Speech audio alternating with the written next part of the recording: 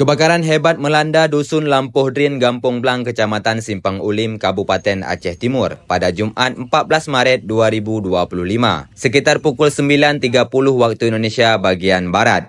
Sebanyak 5 unit rumah milik warga hangus terbakar diduga akibat hubungan arus pendek listrik.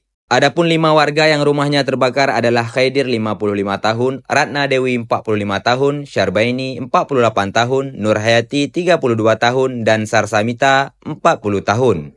Tidak ada korban jiwa dalam kejadian ini, namun kerugian material diperkirakan mencapai 280 juta rupiah. Mendengar musibah yang menimpa warga Simpang Ulim, Kabupaten Aceh Timur, anggota DPD RI asal Aceh Haji Sudirman Haji Umar Esos turut menunjukkan kepeduliannya dengan menyalurkan bantuan untuk para korban. Mengingat Haji Umar saat ini masih di Jakarta sedang bertugas, maka mengutus stafnya untuk meninjau lokasi dan juga menyalurkan bantuan Sabtu 15 Maret 2025. Haji Umar mengutus stafnya Muhammad Furkan Esosio untuk menyerahkan bantuan secara langsung kepada korban kebakaran di posko pengungsian di lokasi kebakaran. Setiba di lokasi, bantuan yang diserahkan berupa beras, mie instan, minyak goreng, dan telur. Diterima langsung oleh Kepala Desa Gampong Blang Zulkifli Ibrahim di posko pengungsian yang telah disiapkan untuk para korban kebakaran. Bantuan ini merupakan bentuk kepedulian Haji Umar terhadap masyarakat yang sedang mengalami musibah.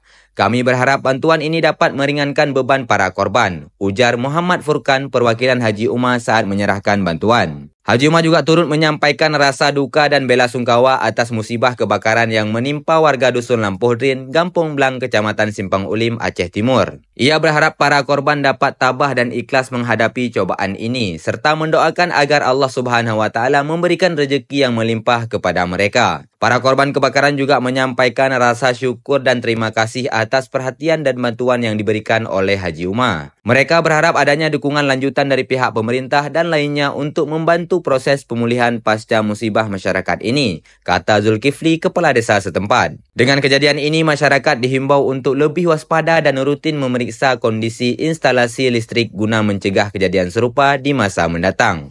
Tadi malam, Bapak Haji Sudirman Haji Umar menghubungi kami untuk turun langsung ke lapangan untuk mengecek dan melihat serta juga untuk menyerahkan beberapa bantuan masa panik. Jadi mengingat apalagi di bulan suci Ramadan musibah terjadi kepada masyarakat yang ada di Desa Gampong Blang, dan juga tadi Bapak Haji juga sudah menyampaikan apa harapan dan juga keperluan baik jangka pendek maupun jangka panjang untuk para korban kebakaran yang ada di Desa Gampong Blang, Kecamatan Simpang Ulim.